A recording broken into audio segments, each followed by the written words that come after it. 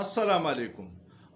په قومونو باندې عروج او زوال راځي. ته چې کله تاریخ وګورې نو ډېر په سوونو زرګونو قومونه دي چې هغه یو عروج ته رسېدلي او بیا یې زوال راغلی تباه شوي دي.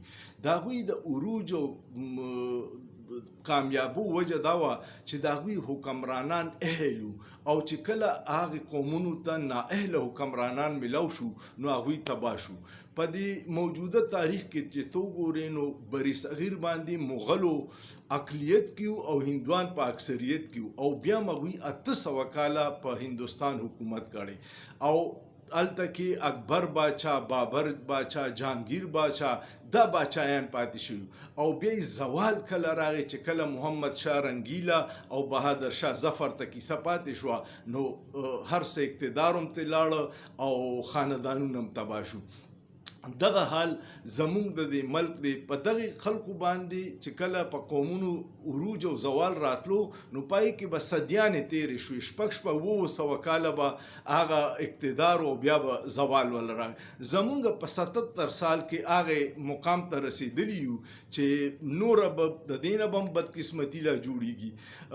ټول ملکونو کې په خپل ازادۍ په ورځ باندې څه قابلو خلکو له اعزازات ورکوي او هغه اعزازات دی چې هغه په ساینس کې، په طب کې، په لوبو کې، په فنون لطیفه کې څه غټې کارنامې کړي نو هغوی له هغه صدارتي اعزاز ورکوي او د هغې ایوارډ ډېر لوی اهمیت وي، ډېر قدر و قیمت وي. پرون 104 کسانو له صدارتي ایوارډز ورکړه او هغې کې چې ما څه نومونه ولیدو نو افسوس راله ډېر راغی.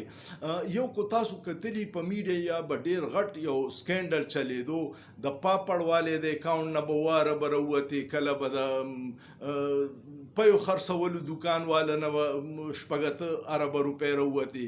دغه جعلي اکاونټونو کې یو سړی و، د هغه نوم انور مجید و او هغه د اومني ګروپ مالک و او د زرداري صاحب ډېر نږدې دوست و او د هغه د ټولو شوګر میلو هغه اختیار هم د انور مجید سره و.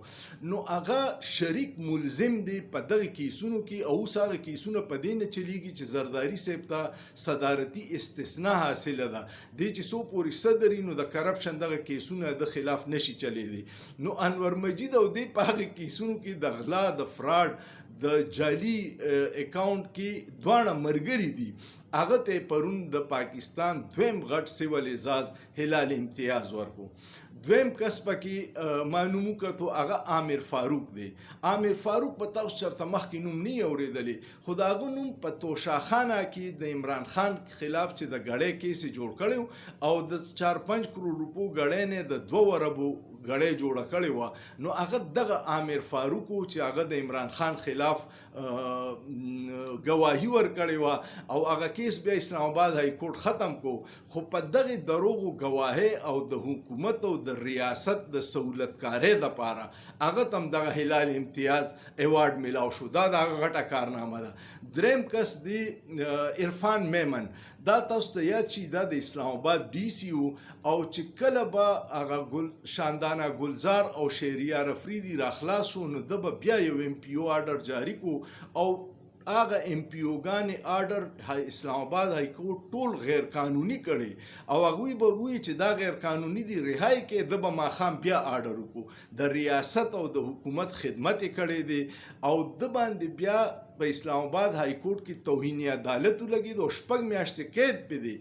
دی اوسه پورې مجرم دی. د صرف د هغې سزا خلاف اپیل کړی او سزا یې معطل ده، ختمه نه ده. د توهین عدالت یو مجرم لا هم پرون اعزاز ورکړی شوی. نو دا اقدامات چې ویني چې کله ستا په ملک کې اختیارمن داسې نااهله شي نو بیا زوال چې هغه ډېر نږدې وي. الله دې په پاکستان او په پاکستانیانو باندې رحم وکړي ځکه چې د نااهلو نه چا کارنامې نه دي لیدلې، صرف تباهي لیدلې ده. کمنټ پیو کې او سوچ پیو کې په سوچ کې څه ګناه نشته.